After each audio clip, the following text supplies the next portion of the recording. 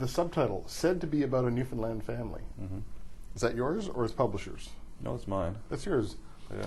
Now, why said to be about a Newfoundland family? I think I know how you read the book. Mm-hmm. Well, it means two things. Said as in verbal tradition and storytelling, and then said to be about Newfoundland family as if, is it believable or not? Because the book is very much about storytelling, and it's about taking information that we believe is fact and then adding to it and making up our own truths and so forth. That's what storytelling is, And I play on that in the book by calling it a transcomposite narrative. It's not a historical document nor a work of invention. So I've taken letters from other books and made them, property as if they're written from someone else, with change to suit the characters, and written different names into the letters and so forth. I've taken poetry from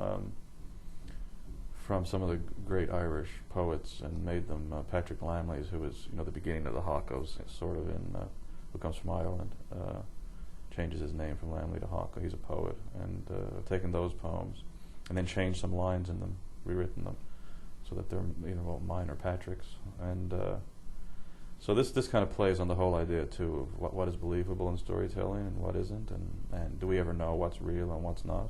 You like messing with people? Is that part of what you're doing this for? Well, I don't think messing with people is. I'm trying to give people a good story, and go about and say a little bit about storytelling and where we come from and how we never really know where we come from. We in Newfoundland, or and anywhere, I suppose, we're very nationalistic. We're from Newfoundland and very proud of it. But I mean, we're really not from anywhere ever. They're from Ireland and England, and before that, they were from somewhere else. People are always from somewhere else, and it's so the book talks about that too, and not knowing where you come from either, really, because like in book one, it traces his history, and all his lineage. Blackstrap Hawco is the main character. And then in book two, it's more his story. It goes, it's chronological, but by the time we get to book two, we know more about Blackstrap Hawco's past than he does, really.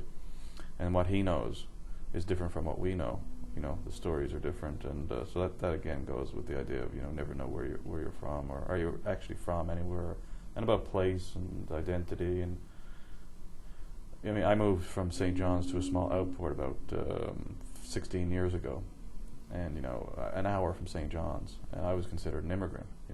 This is on an island, in the middle of the Atlantic Ocean, an hour away from one place.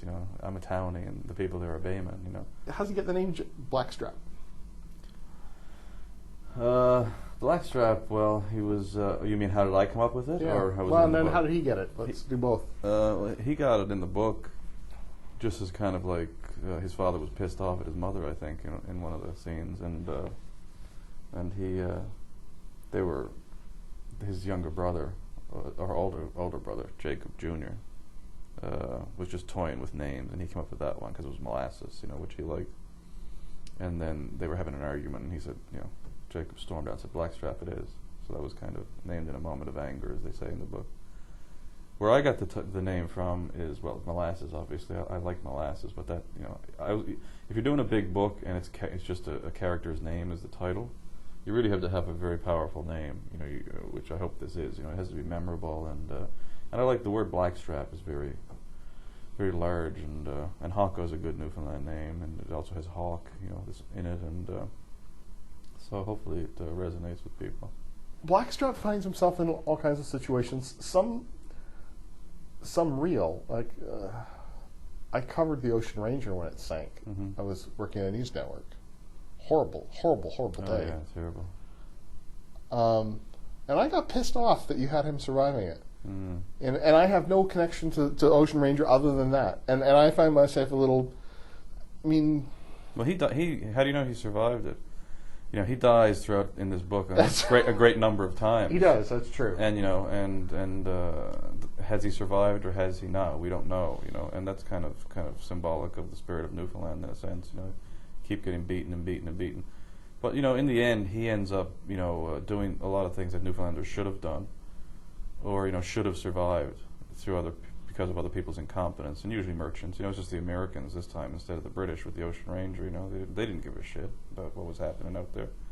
Newfoundlanders were slaves out there again, you know, and so does he really survive or not? I don't know, you know, and he goes out and battles, you know, the Portuguese too in some way, and my favorite part of the book, by the way. Oh, thank you. Which is what we all should have done and what they did in Iceland, you know, to save their fishery. They sent out the navy and drove everybody off, and they're still fine out there, you know. So in a sense, that's what's going on. He's surviving things, or in doing things that, you know, should have really happened. And then at one point, one of the characters is being interviewed by somebody about something, and he gives a blatantly false answer, and then he looks up and he winks at his son, and it's just like, yeah, we're just having fun with the townie. And I thought, is this whole book having fun with the townie? So is it?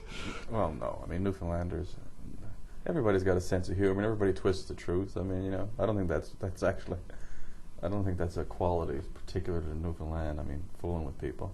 But when you got nothing else to do, because you've got nothing else, it becomes a sort of a preoccupation, I guess. It's a joke too, and it's about, you know, it's humor, and you know, Newfoundlanders have a great sense of humor because, you know, I find, you know, it's when you've been through a lot, you know, you get a sense of humor, you die, right? I mean, that's basically it. And if you've been through tough times, we've got a good Irish sense of humor, you know.